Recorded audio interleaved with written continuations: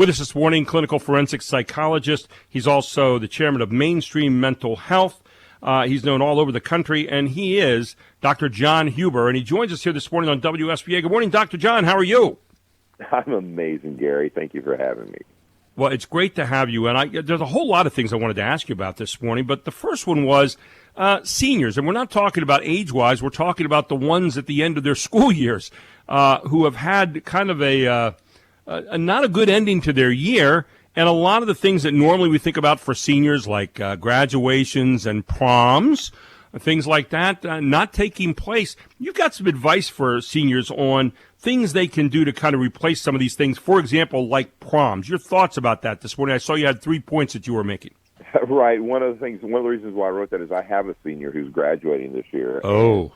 We sat back and where it didn't seem like it was bothering him very much, and then we started talking, and he is sitting there, and he's missing that end of school kind of connection.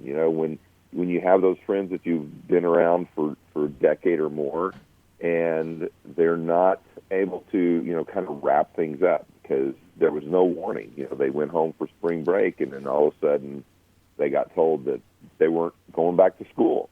And they didn't get to have that normal, we're going to wrap this up, and, you're going to be my friend, but I probably won't see you again kind of a situation after this summer.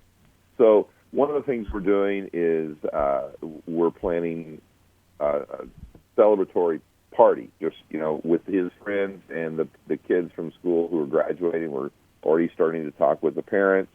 And that is what that party is about. It's not somebody's birthday. It's not a going away, or it's about that connection, and we're identifying as those kids. This is for them. Important people that they want to be there will be. Is trying to get them some closure on that. I know that that's a hard thing. We're social beings. But at the same time, this generation has never known a world without cell phones, smartphones, and that kind of thing there. So they don't necessarily have the best skills at trying to put some closure on some of this. So they're having a hard time dealing with this. And so we're identifying this. This is an activity right there. The other thing that I'm trying to get the kids to do, or at least my son to do, is get some alone time, get some time for him to work on himself and start preparing himself for adulthood. Because, we often jump into this thing called life, and we're not really prepared to take care of ourselves. We're more, hey, I need to get a job, or I need to finish college and start a family. But learning to take advantage of downtime for yourself, whether it's meditation, yoga, playing a musical instrument, getting something there that he can start building on sense of self-identity that's not necessarily dependent upon other people, whether it's a partner or his friends from high school or not. I think those or even social media, I might think, right? Absolutely, because that's kind of a, that's one of the interesting things that we're seeing, my wife and I are observing. The younger kids, they tend to be really resilient, and their ability to move on and not have mental health problems tends to be tied to the stability of the family. As they get older, it's less and less so. So when we sit back and watch, for example, our child getting ready to step off and have that rite of passage to be an adult, that rite of passage has kind of been taken away. And it's interesting to see how he's using less and less of that social media. It's almost like, okay, I'm through with these people. I need to move on anyhow. So there's kind of a gradual shift to this independence. So it's happening, even though it's not having that formal thing at the end. Now, we've complained to the school district, and they're going to have some sort of a graduation with, I don't know what exactly what it's going to be, but everybody's supposed to social distance and stuff like that. Right. They're going to have like a parade for these people graduating, but it's not mandatory. It's not, you have to go there to get your diploma kind of thing. And it's almost like the parents are more excited about that than the kids seem to be. Well, that's part of, parents have survived it.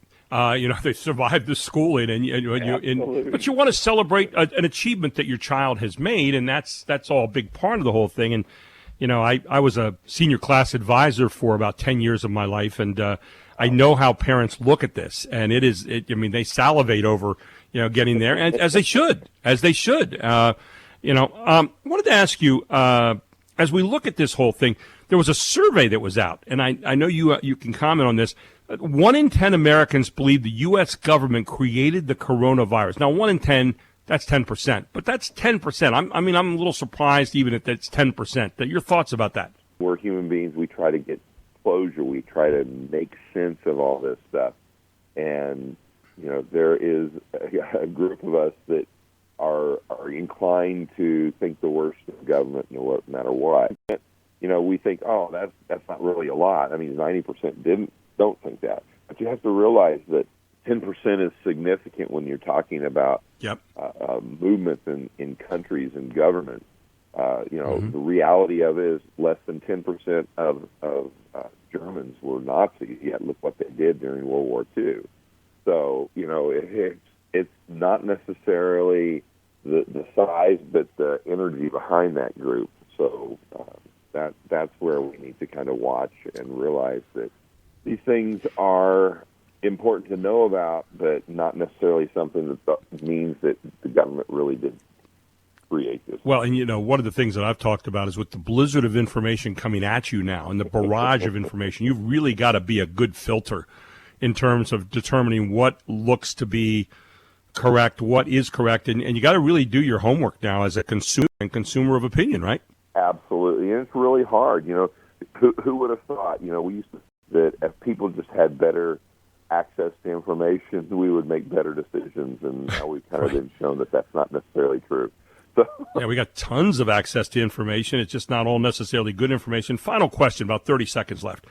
What are the long-term, maybe I should say, what are the short-term mental effects of the coronavirus right now from your vantage point? About 20 seconds left.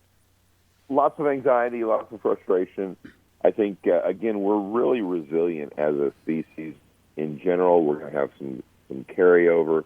We're probably going to have some people identified with post-traumatic stress disorder, and they're going to have issues with, this every cold or flu season comes around. They're going to be paranoid and maybe do a little extra hygiene awareness. And I think maybe this is a good thing. It's a wake-up call. Maybe this, will help us do better at keeping ourselves clean and not spreading flus in the future. So just don't wear your jeans too high. It's a bad style statement, right?